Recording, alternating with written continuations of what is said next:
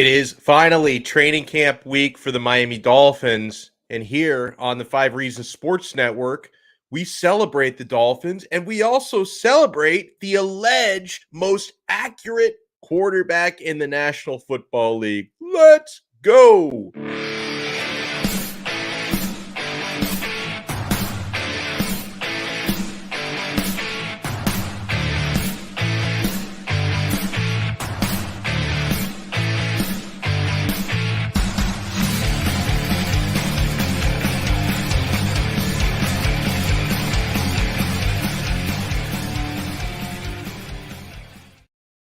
Oh, it is. It is Monday episode of Donno Daily here on the 5 Reasons Sports Network.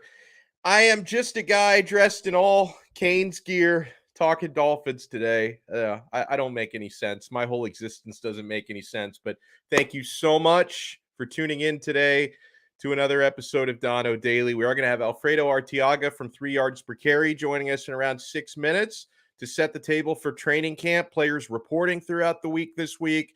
You're going to have the first practice open to fans on July 30th.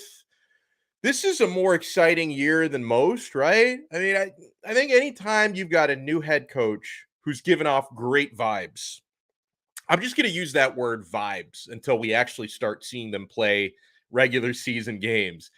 And I don't mean that to tear down McCochin at all, because I'm a big fan of Mike McDaniel. I'm a big fan of his attitude. I'm a big fan of his play designs and his reputation as, offensive coordinator in San Francisco and all the work that he did as an offensive assistant coach leading up to that point. I want this to work. I want Mike McDaniel and the excellent looking staff that he's hired to bring our Miami Dolphins at least back into the playoff conversation somewhat consistently again, right? Because what are we looking at in playoff appearances? 2016, 2008, haven't actually won a playoff game since 2000. I mean, we had, when you just see the Cincinnati Bengals get to the Super Bowl, you feel like anything is possible. So maybe our Miami Dolphins may be next on the list. We did get some good news that dropped. I don't know if it came out late last night or early this morning. I saw it this morning because I go to bed very early. I love seeing Raheem Mostert. Raheem Mostert tweets out he is fully cleared and he is ready to go in training camp.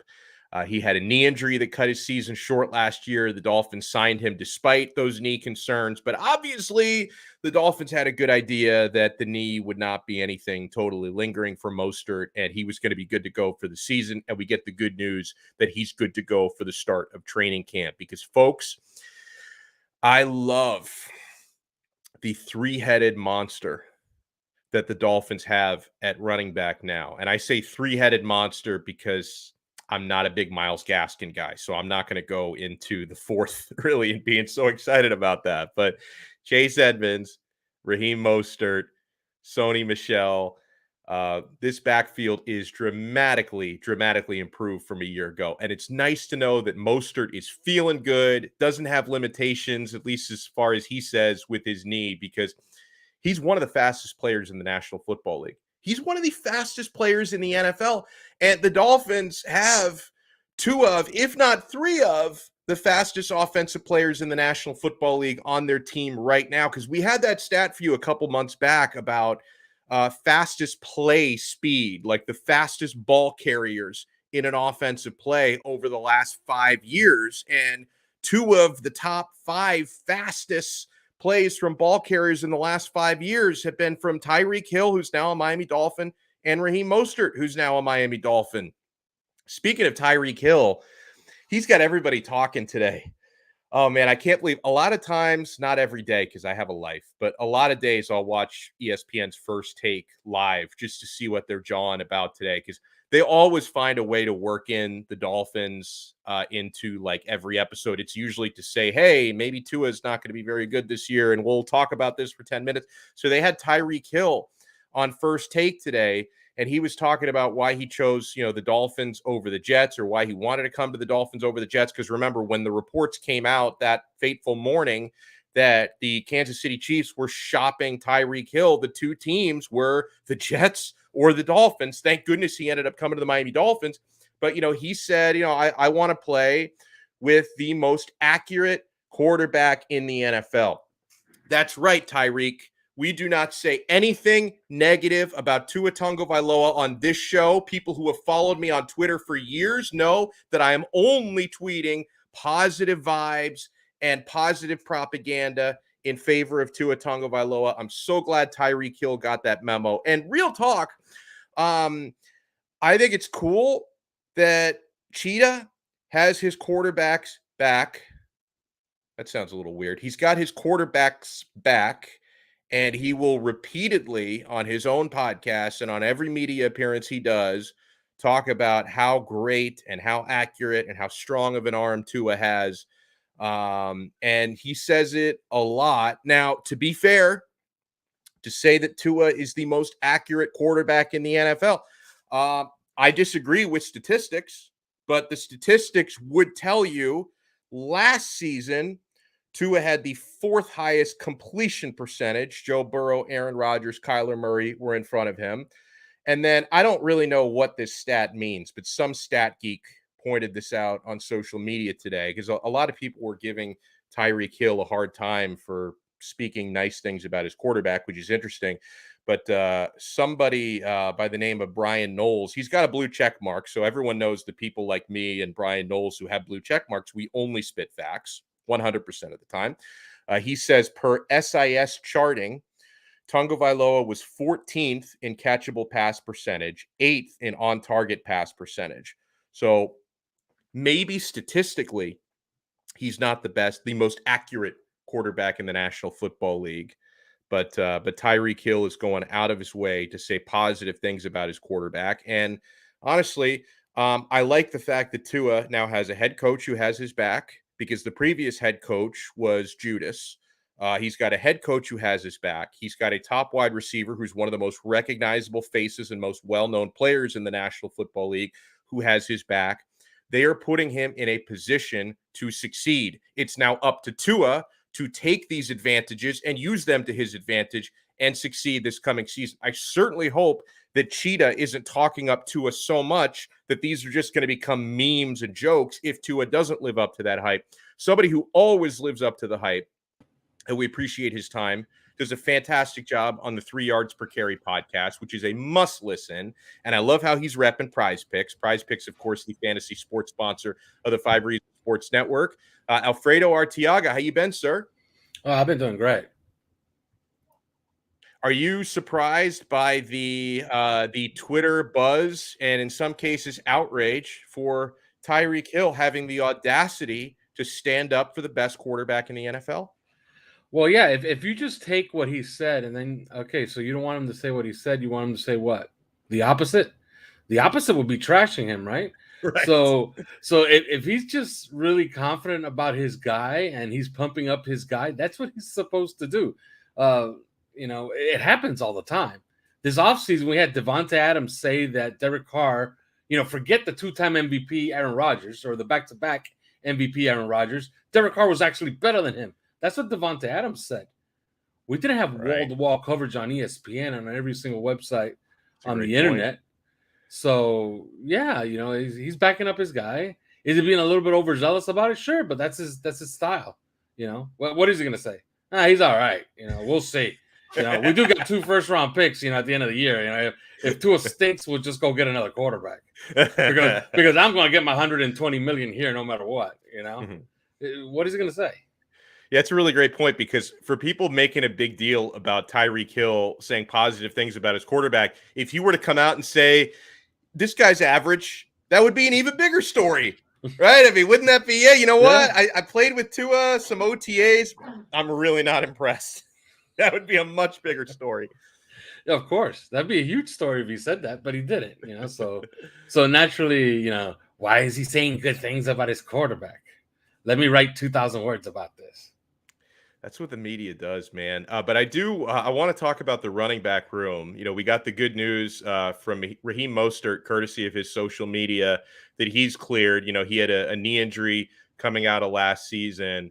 I love the possibilities for Miami's backfield. I'm just happy that this means less carries for Myles Gaskin, he's on my dead to me list.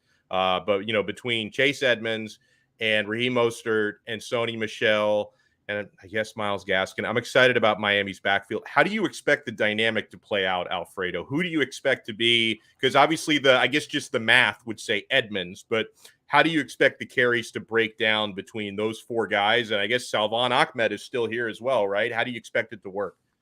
I think they'll play the hot hand, but I would watch camp closely because they seem to have their handpicked rookie in Zaquandre White.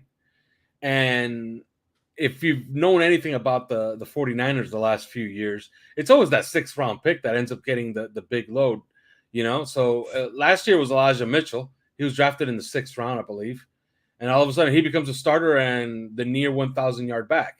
That's how Raheem Mostert got his start in the 49ers. He was a cast off from, oddly enough, the Dolphins.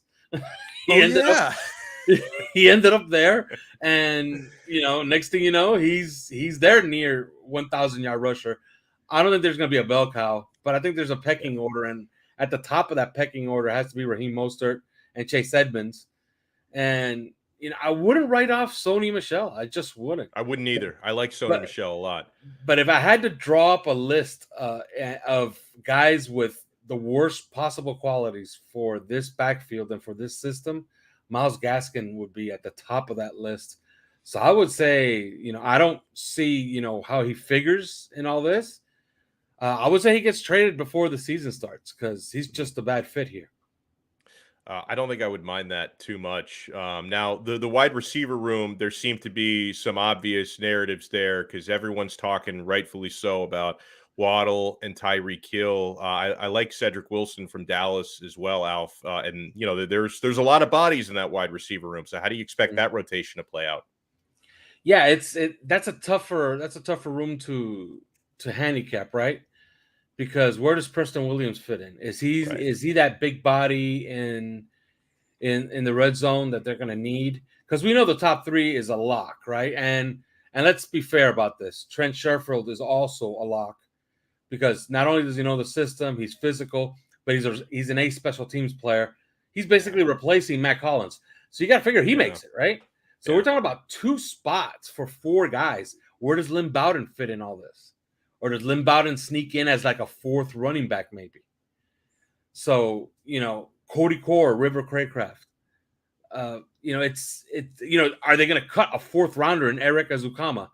So, yeah, there's a lot of intrigue in that wide receiver room. And past the top 4 guys, because you got to include Trent Sherfield in there. Mm-hmm. Past the top 4 guys, it's anybody's guess. But there's some talent there. Like, we all saw Lynn Bowden play, and we think he can play. We know when Preston Williams is healthy, which is hardly ever. But when he is healthy, he's actually okay. And they invested a 4th round pick in Eric Azukama. So, yeah, it's an interesting room past the top 4.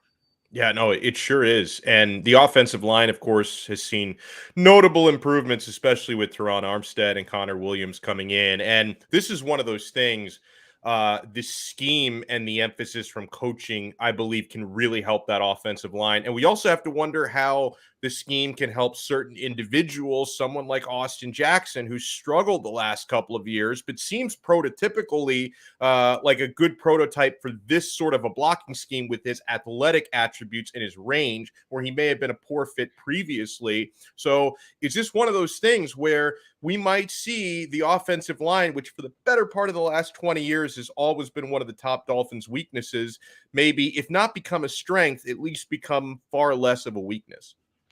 Well, you know what you added in the offseason. You added 2 really, really good players. Connor Williams, Teron Armstead could be one of the best left tackles. And when healthy, maybe he is the best left tackle in football. Because he was considered the best left tackle in football until he got hurt. And then Trent Williams, showed up on the scene and had 2 very good seasons back-to-back after coming off of cancer. All right. So, talk about a guy who was kind of injury prone, but has played 2 complete seasons since. Trent Williams, that kind of bodes well for Teron Armstead, considering that what he's missed time on the last 2 years has been COVID and I believe a pectoral tear.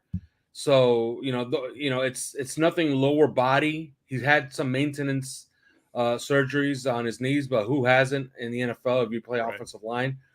So there's no reason why Teron Armstead can't see the same resurgence that you saw with with Trent Williams and play a complete season. So if you do that, then you already have two very useful players that you're adding to the mix from last year. Robert Hunt's a guy that they absolutely love. And I think we'll put it this way. Whoever you place next to Teron Armstead is going to be covered. Mm-hmm. Okay? He's going to be helped along. So whoever you play at left guard, it's going to be helped along by Teron Armstead. You got Connor Williams at center. So really, you're really just worrying about right tackle. Right tackle, you have a second-year player, a third-year player in Austin Jackson. And in case of emergency, you have the break glass option, which is just move Robert Hunt over there and play Solomon Kinley at right guard, where you had them for like 6 or 7 games and they looked all right in 2020. So I'm interested to see in training camp how they start off looking at that offensive line. Because as of right now, it's anybody's guess, really, who the right tackle is going to be. Because there's been way too many reports. Yeah, it's true. It's one of those things. You see so many reports that are all saying different things. We're just going to have to sit back and watch this. Alfredo Arteaga from 3 Yards Per Carry joins us here on Donno Daily on the 5 Reasons Sports Network. Defensively, when you start to get out to these training camp practices, who are you going to be watching most closely on that side of the football? Well, you got to figure Byron Jones is on the pup, right? So he's not going to start training camp. He's not going to be practicing a lot. Josh Ford tends to, I'm pretty sure that they're going to keep the same system, and Josh Ford is going to run camp for the defense, right? And they tend to play a lot of their starters. So you get to see, and you saw it last year, you saw it the year before, Xavier Howard played a lot in camp, meaning he practiced a lot. They may not play all preseason. Like, I wouldn't be the least bit surprised if you saw Teron Armstead not play a single snap in preseason and not see Xavier Howard and maybe Emmanuel Ogbah, choice players not play at all in the preseason. Like, that's a strong possibility. So I want to see who they play in their space. So opposite of Xavier Howard in camp, I would say Noah Benogany is next man up. Oh, yeah. This is basically his last chance, right? This, because next year they got to make a decision about whether to extend the option. And as of right now, it doesn't look like they will, right? So who wins that spot? Because you're not going to mess with the whole rotation just because Byron Jones is recovering from offseason Achilles surgery, right? So, Nick Needham remains as the nickel back. So the position that you want to see is, who's behind these guys? Who's behind Xavier Howard and Byron Jones? And Noah Benogany, it's time, right? Like, he has to show something. Other than him, you have Keon Crossing, who they signed, who's a very nice player, who's also an A special teamer. And, besides him, I don't know. It could be, Trill Williams is a guy who turned some heads last year. Maybe it's his turn this year. I like Elijah Campbell a lot, but he's also a special teams guy. It's going to be interesting. That's what I want to see. I want to see opposite of Xavier Howard practicing this camp. Who do they have? What's really behind those two guys? It's someone who's in the media sessions and you enjoy covering the Miami Dolphins. You've covered a number of different coaches. We've had a lot of different personalities over the years, right? I mean, recently having the Adam Gases and the Joe Philbins and then Brian Flores for the last few years. What's it like covering Mike McDaniel pressers versus covering Brian Flores pressers? Well, there's going to be a lot more honesty, that's for sure, right? But I'm also interested in seeing what his practices are going to look like, because I've seen practices since the Shula days, and Shula's practices were pretty brutal. Yeah, I would say they were always in. I talked about this recently with Joe Rose, and like his, I didn't cover the team during the Shula days. I just read about Camp Shula and all that. He would tell me that the practices weren't very long, right? They'd get in a short amount of time, but they were intense. And then, of course, back then you could do 2 a days and probably 3 a day sometimes. Like, the practices weren't long, but you got a lot in there. Yeah. They used to be in shorts in the morning. In the afternoon, they were in pads. Yeah. And they hit every single day. And okay, that's ancient history. But then we move on to Jimmy, and Jimmy always ran really, really intense practices. Some of the best practices I ever saw were run by Nick Saban. Some of the most clueless practices I ever saw were run by Adam Gase. Okay. Yeah. Like, they just stood around doing nothing. And I remember asking people around me, like, this is different. And people would blame, it's the CBA that they can't hit anymore. So the new CBA is making these practices look this way. But then I saw Mark Schlereth go on national TV and say, those people were clueless. Like, those guys weren't even practicing. So I guess what I was watching was true. Yeah. And then you get to Brian Flores, and he has an intense brand of how to run a practice. He's involved in almost every single aspect of the team, talking to everybody, talking to every single position coach. And it was kind of refreshing to see something like that. So now I'm interested to see how this coach conducts practice, because every indication so far is that he's pretty much kind of like Brian Flores. It's, you want to have a practice that's very, high pace, very fast, almost timed, so you can get as much as possible, as many reps as possible in. So I'm interested to see how he reacts. He's another rookie in all of this, right? So I want to see how he runs his first practices.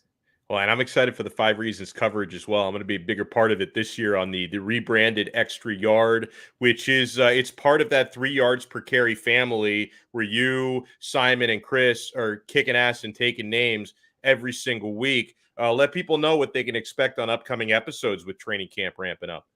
Well, you're going to be able to see me. I'm going to be doing a camp report every single day with David Ersol on the YouTube channel. Awesome. So look for that. 3 yards per carry, of course, on Wednesday. You'll get that. And, stay tuned for all of the things we have in store for you this season on the 5 Reasons Sports Network. And, of course, on 3 yards per carry. Yeah, and how was your time off? Because I tried not to bug you too. I think I had you on like once during your vacation, and I felt bad. So I tried to let you hang for a little bit. How was the time off? Do you feel refreshed?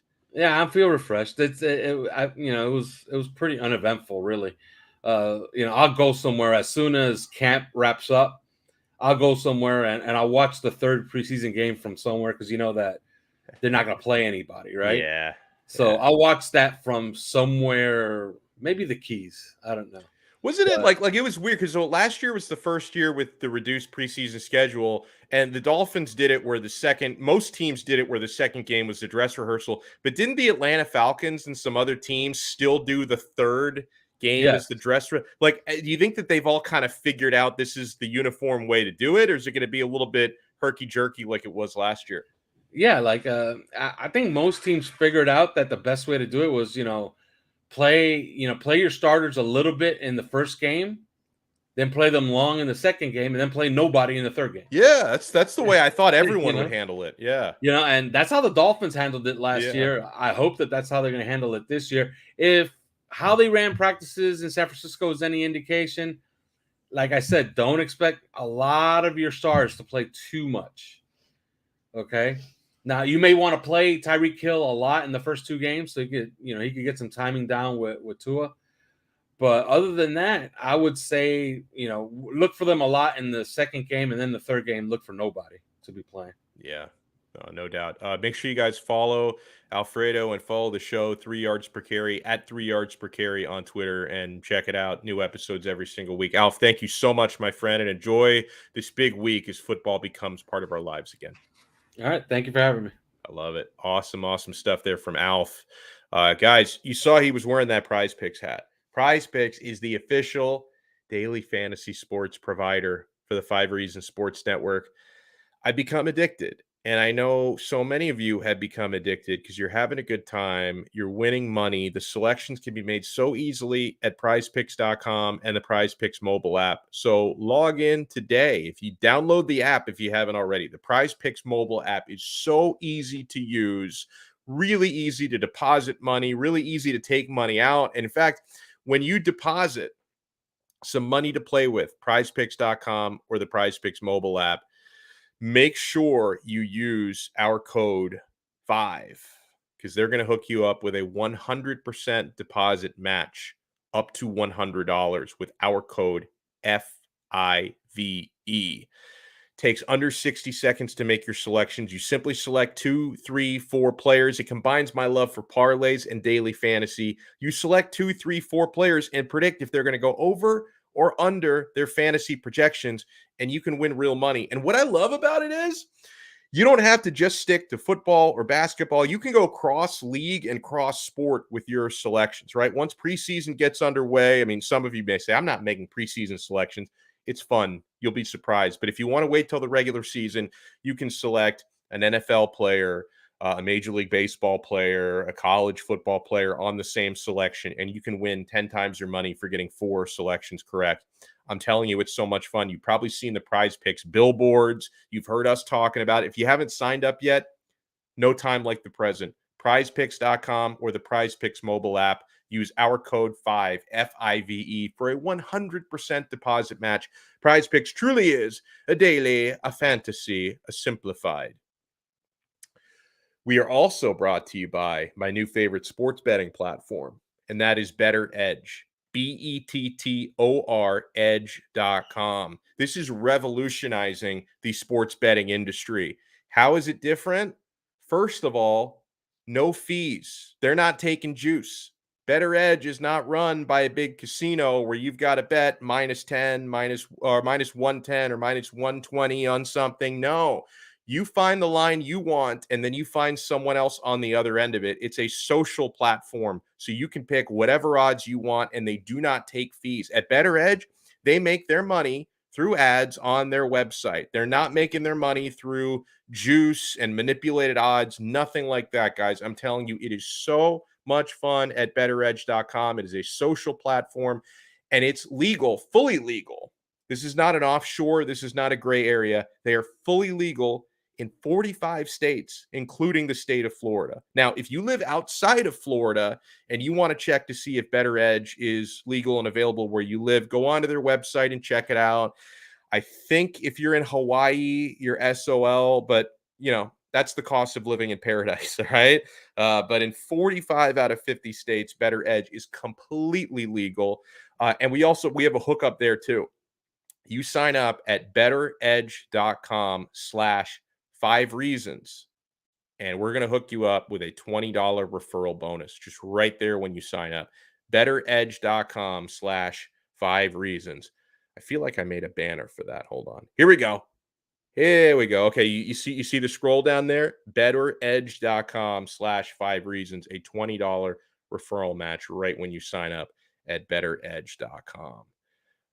Let's see. Oh man, yeah, that I had money on Aspinall, so that didn't go my way. Tom Aspinall, Curtis Blades this past weekend in London. Aspinall, who I think is one of the great up and coming UFC heavyweights because he's super athletic for his size, but suffers a knee injury 15 seconds into the fight.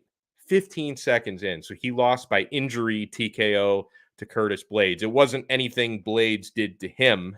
I mean, you could say he kind of partially blocked the kick, so maybe that caused the knee injury, but I don't even think it was blocking the kick. I think it was when Aspinall took the step back after the kick that blew out his knee. So that was brutal.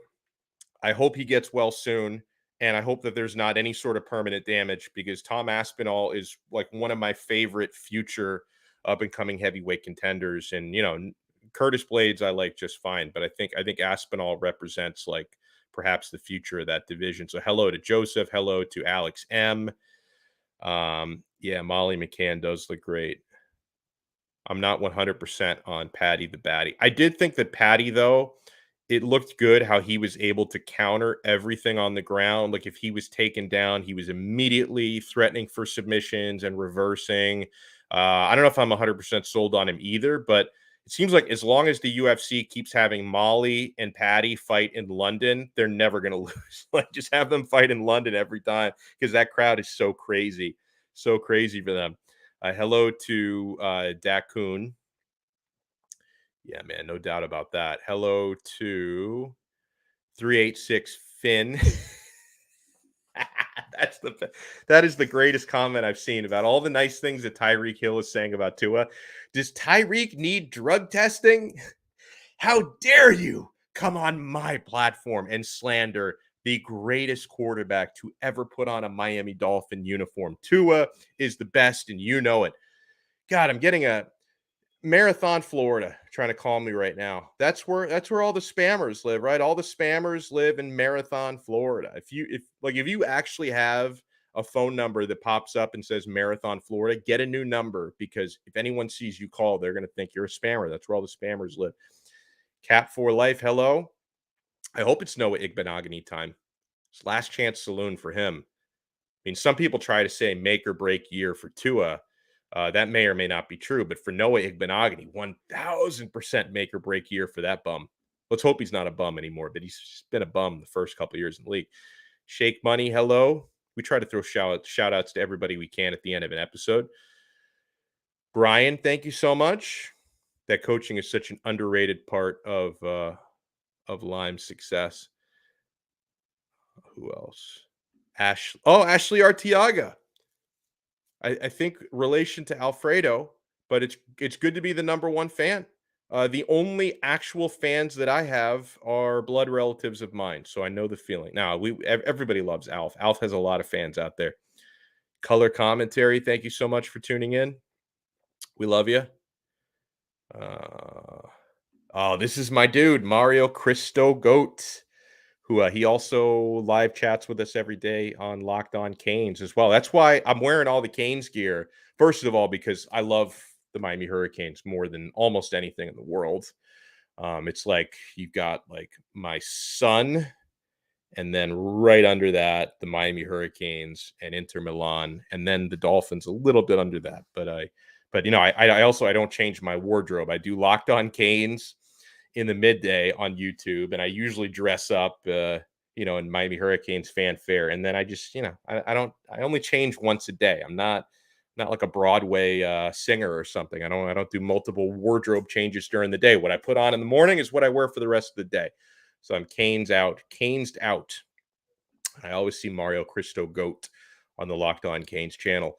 I'm actually going to be. I'll tease this a little bit. I'm not big on like personal announcements because I'm not a narcissist, but I will be making a small announcement on Wednesday in terms of another outlet I'm going to be working with. And I'm not taking anything away. I'm just adding more stuff, which my wife probably won't be happy with, but I'm adding more stuff to my agenda on a great outlet I'm going to be adding in to the many things that I do.